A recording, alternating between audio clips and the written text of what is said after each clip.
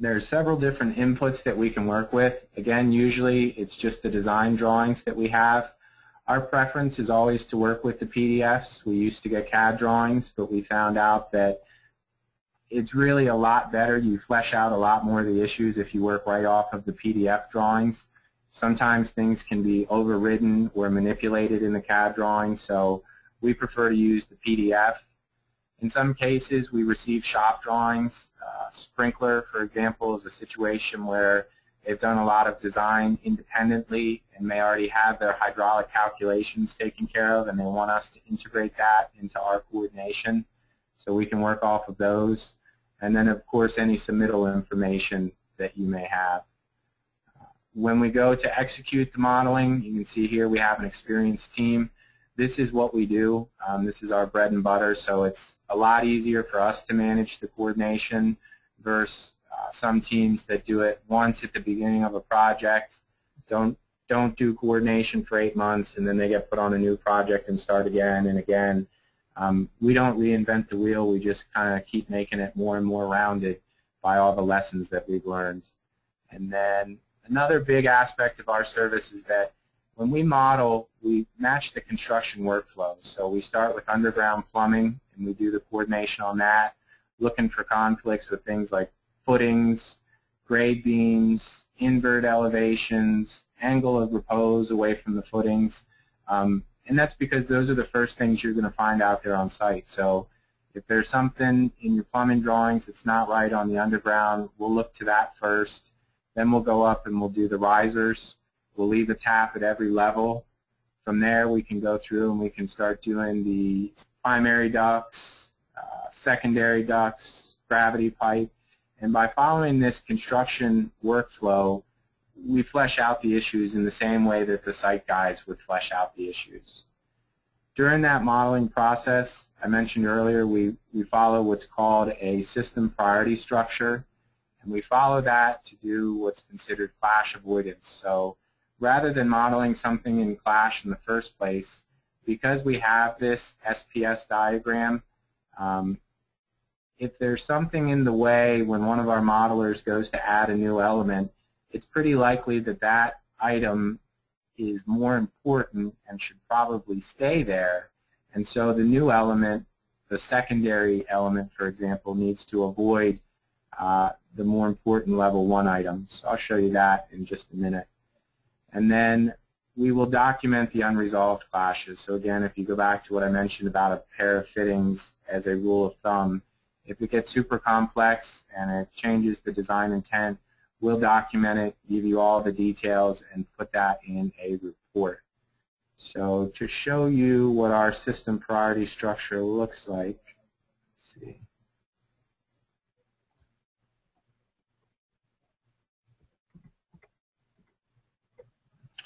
We've got this matrix here where we've listed out all of the elements. We've kind of grouped them together and generalized them a little bit. But these are all of the elements that you'll deal with during the coordination process. So for example, here's your flex ducts, different sizes of your duct getting up into big duct, 32 inches and larger.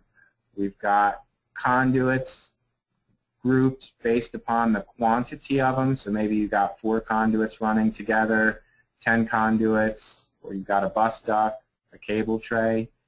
And from this list here, you can see that we've got a numerical value for everything. So there's a labor factor, 1 to 3.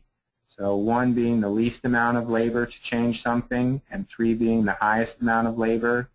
And then we've also got a material factor. So you know, small copper pipe, a 1/2 inch or a 1 inch copper 90 has a much lower material factor than a 10-inch steel fitting, for example. And with this chart, we're able to give everything a numerical value on a scale of 1 to 8. And then as we run into clashes and something needs to be adjusted, we can use that hierarchy structure. And we could say, for example, that we have a duct that is 14 inches on its biggest side. There's one of them. And that duct is going to be in clash with a hydronic pipe. Let's say that these are 8-inch mains or 6-inch mains, and there's 4 of them running side by side on a rack. And our modelers need to know, in this case, what are we going to change? Are we going to offset the duct, or are we going to offset the hydronic pipe? So they put in that there's 4 hydronic mains, and then you can see they get an output that helps them to understand that based on the system priority structure, it's better to offset the duct than the 4 hydronic pipes, because really when you do something like that, you're talking about 16 additional welds on site versus a pair of 45s in the duct system. This also integrates, so if you have something like a structural gusset plate, secondary steel support is clashing with a couple electrical conduits, you can see we have already scripted what's going to need to change. So in this system priority structure during the kickoff, we can also work with the team, so we get the buy-in on this. This is what we've set up to begin with, but we'll sit down with everybody using that SPS diagram and make sure that they have the that everyone agrees with what we're doing. So I don't have the Excel of that brought up right now. Jump back into the presentation. Again, as we execute our process, we do it very meticulously. We track it on a day-by-day basis. So what you see up here on the right-hand side is one of our coordination resolution schedules. Incidentally, we use the exact same tool that we do Flowline scheduling for construction projects. We use the exact same tool to manage our coordination process. And then what you see down here on the bottom is an internal RFI document. So let me jump over to one of those schedules real quick. This is a Flowline schedule of a coordination resolution effort. So here we've got some milestones in there for the weekly review meetings, which we were just looking at on the slide.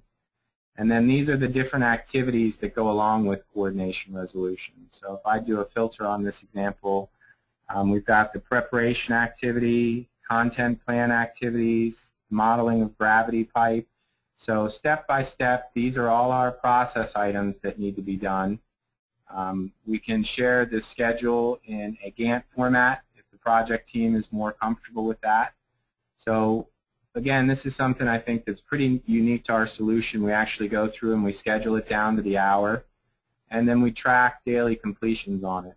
So we can go in here and we can say we've now achieved 100% completion on this activity. And because this has the same dependencies as a typical project schedule, it starts to free up the next activity further down the line that might need to be done. Oops.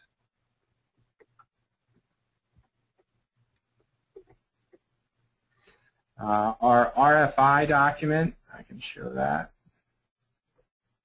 This is what our RFI looks like. We do this internally on a day-to-day basis, but because there is so many decisions that need to be made during this process, we figured out a way for our teams to communicate back and forth where they write us a question, they tell us where it's happening, what the impact of that may be, and then they start to include some screenshots about their interpretation of the situation. Your project manager on a coordination resolution project will answer the RFIs every day, and then if there's anything that we have a question about, we can just talk about it in the review meeting. So if there's something where we've made an assumption and we're not entirely comfortable with it, that's what those weekly review meetings are for, is to make sure that the subcontractors agree with all the assumptions that we're making.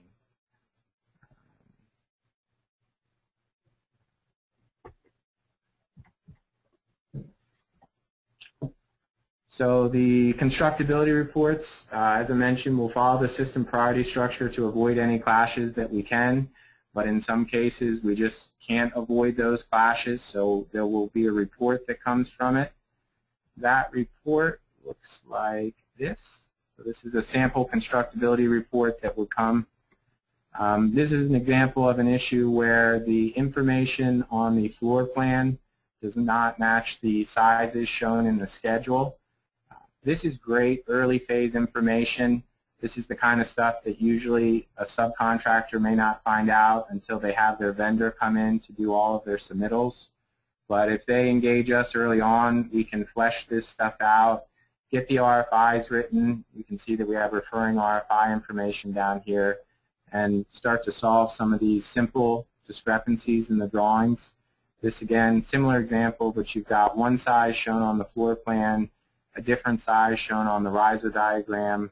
So we'll tell you which assumption we went with, and in most cases, we'll go with the worst case assumption for coordination, so that if an answer comes back and it's better than the assumption we made, then we gain space.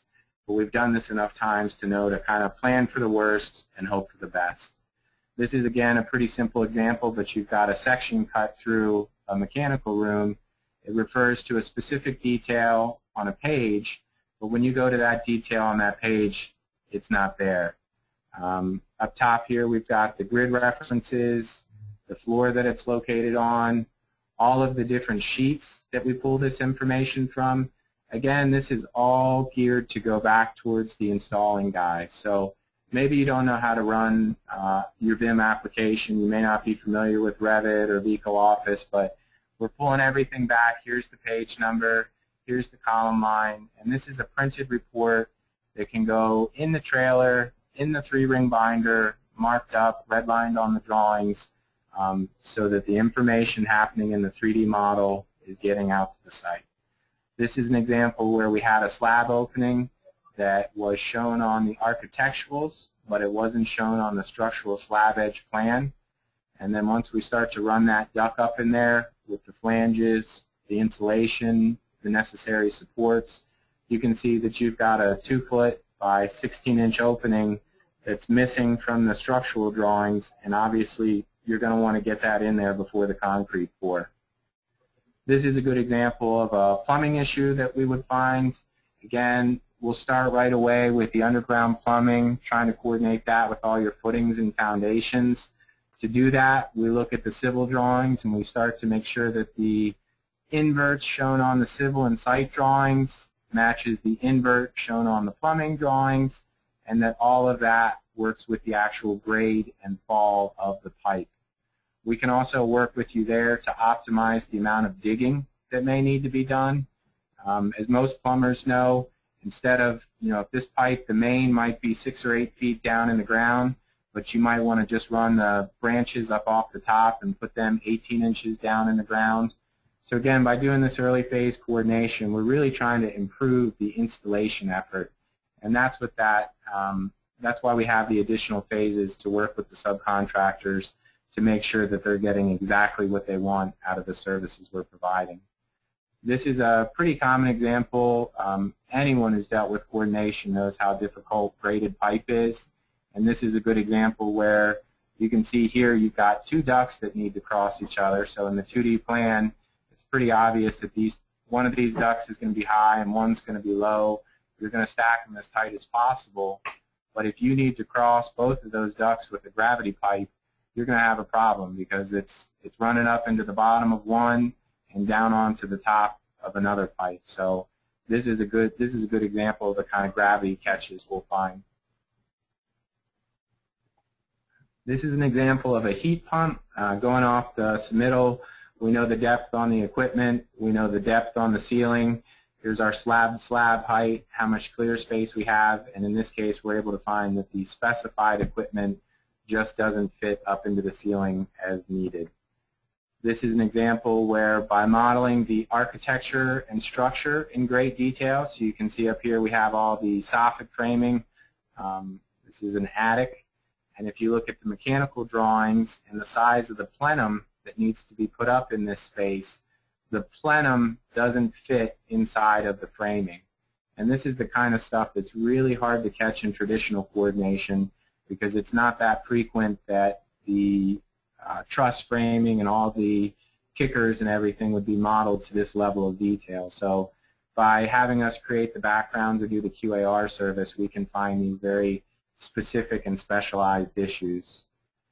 Another constructability issue here where the ceiling is prescribed to be 8 foot, but when you stack these two ducts on top of each other, you got the flanges on top, flanges on the bottom, the thickness of the ceiling grid. We're able to tell you that we can't work with the prescribed 8-foot ceiling, and if these duct sizes don't change, the best that you're going to get in this area is 7, 7.5.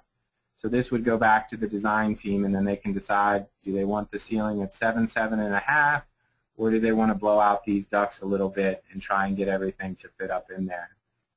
Another example of just a very congested area, you start stacking everything on top of each other and it just doesn't fit in there.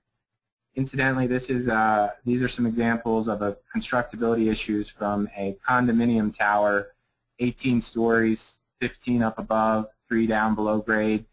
When we did the coordination in here, super critical because it was a PT deck, so post-tension slabs, really narrow floor-to-floor height, 6 inches a deck. Then you start putting all the elements in the corridors. And what we ended up having to do on this project was change from a return air duct system to a plenum air system because supply, return, fire protection, conduits, mechanical pipe, it didn't all fit into the ceiling space. Something had to go, something had to give, and because we were able to do this kind of detailed constructability report, the design team got a good comprehensive view, and they decided that they were going to have to make this a plenum ceiling instead of a return air duct ceiling. So that was a good project for us.